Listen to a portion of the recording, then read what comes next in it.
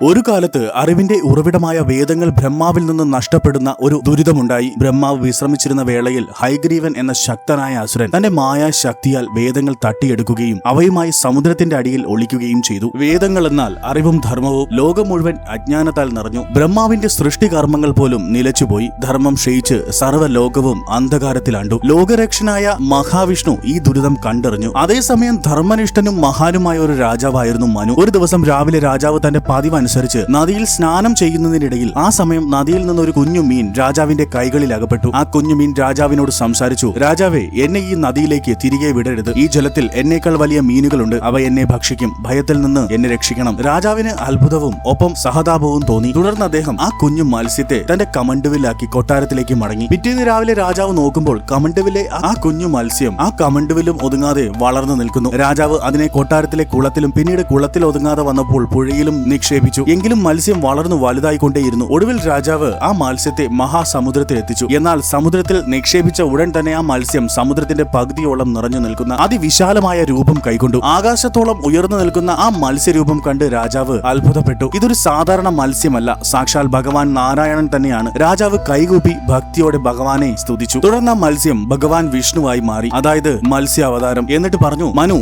നീ എന്നെ കാണണം എന്ന് ആഗ്രഹിച്ചില്ലേ? നിന്റെ നിർമ്മലമായ ഭക്തിയാണ് എന്നെ ഇവിടെ എത്തിച്ചത്. തുടർന്ന് അദ്ദേഹം രാജാവിനോട് ലോകത്ത് വരാനിരിക്കുന്ന ഒരു വലിയ വിപത്തിനെ കുറിച്ച് വെളിപ്പെടുത്തി. ഈ യുഗം ഏതാണ്ട് അവസാനിക്കുകയായിരിക്കുന്നു മനു. ഇന്നു മുതൽ 7 ദിവസത്തിനുള്ളിൽ മഹാപ്രളയം ഈ ഭൂമിയെ വിഴുങ്ങും. സമുദ്രങ്ങൾ ഇളകി മറിഞ്ഞ് ലോകം മുഴുവൻ മുങ്ങിപ്പോകും. തുടർന്ന് ഭഗവാൻ രാജാവിന് ഒരു ദിവ്യമായ കർത്തവ്യം ഏൽപ്പിച്ചു. ഉടൻ തന്നെ നീ വലിയ ഒരു വഞ്ചി നിർമ്മിക്കണം. ഭൂമിയിലുള്ള എല്ലാത്തരം ചെടികളും മരങ്ങളുടെയും വിത്തുകൾ നീ അതിൽ സംഭരിക്കണം. 7 ഋഷിമാരെയും അവരുടെ കുടുംബങ്ങളെയും കൂട്ടി ആ വഞ്ചിയിൽ കയറി സുരക്ഷിതരാവണം. പ്രളയമുണ്ടാകുമ്പോൾ വാസുകി നാഗത്തെ വഞ്ചിയുടെ കയറാക്കി ഞാൻ ഇവിടെ എത്തും. ഇത്രയും പറഞ്ഞ് മത്സ്യരൂപത്തിലുള്ള ഭഗവാൻ അപ്രത്യക്ഷനായി. ഭഗവാന്റെ പ്രധാന ലക്ഷ്യം വേദങ്ങൾ വീണ്ടെടുക്കുക എന്നതായിരുന്നു. മഹാപ്രളയത്തിന് മുൻപ് തന്നെ സമുദ്രത്തിന്റെ അടിയിൽ ഒളിച്ചിരുന്ന ഹയഗ്രീവൻ എന്ന അസുരനെ മത്സ്യരൂപത്തിലുള്ള മഹാവിഷ്ണു കണ്ടെത്തി അതിശക്തമായ പോരാട്ടത്തിനൊടുവിൽ അസുരനെ വധിച്ചു. തന്മൂലം വേദങ്ങൾ സ്വതന്ത്രമായി ബ്രഹ്മാവിന്റെ അടുക്കൽ തിരിച്ചെത്തി. 7 ദിവസത്തിന് ശേഷം മഹാപ്രളയം ലോകം മുഴുവൻ മുക്കി. ഭഗവാന്റെ നിർദ്ദേശപ്രകാരം മനുരാജാവ് സപ്ത ഋഷികളോടും വിത്തുകളോടും മറ്റ് ജീവജാലങ്ങളോടും കൂടി വഞ്ചിയിൽ കയറി. ആ സമയത്ത് ഭഗവാൻ സ്വർണ്ണ നിറത്തിലുള്ള 1000 യോജന നീളമുള്ള മത്സ്യരൂപത്തിൽ വീണ്ടും പ്രത്യക്ഷപ്പെട്ടു. ഭഗവാൻ വാസുകി നാഗത്തെ കയറായി വഞ്ചിയുമായി ബന്ധിച്ച് പ്രളയ ജലത്തിലൂടെ ആ വഞ്ചിയെ വലിച്ചുകൊണ്ട് യാത്രയായി. വർഷങ്ങളോളം നീണ്ട ആ പ്രളയ യാത്രയ്ക്ക് ശേഷം ഭഗവാൻ ആ വഞ്ചിയെ ഹിമാലയ പർവ്വതത്തിന്റെ ഏറ്റവും ഉയരം കൂടിയ കൊടുമുടിയിൽ സുരക്ഷിതമായി എത്തിച്ചു. അവിടെ വെച്ച് മനു രാജാവും സപ്ത ഋഷികളും ചേർന്ന് ലോകത്തെ പുനഃസൃഷ്ടിക്കാനുള്ള അറിവും ശക്തിയും വീണ്ടെടുത്തു. അങ്ങനെ ലോകത്തെ പ്രളയത്തിൽ നിന്നും അജ്ഞാനത്തിൽ നിന്നും രക്ഷിച്ചുകൊണ്ട് മത്സ്യരൂപത്തിലുള്ള മഹാവിഷ്ണു തന്റെ അവതാര ദൗത്യം പൂർത്തിയാക്കി. ആ രാജാവ് വൈവസ്ത മനു എന്നറിയപ്പെടുകയും പുതിയ യുഗത്തിന്റെ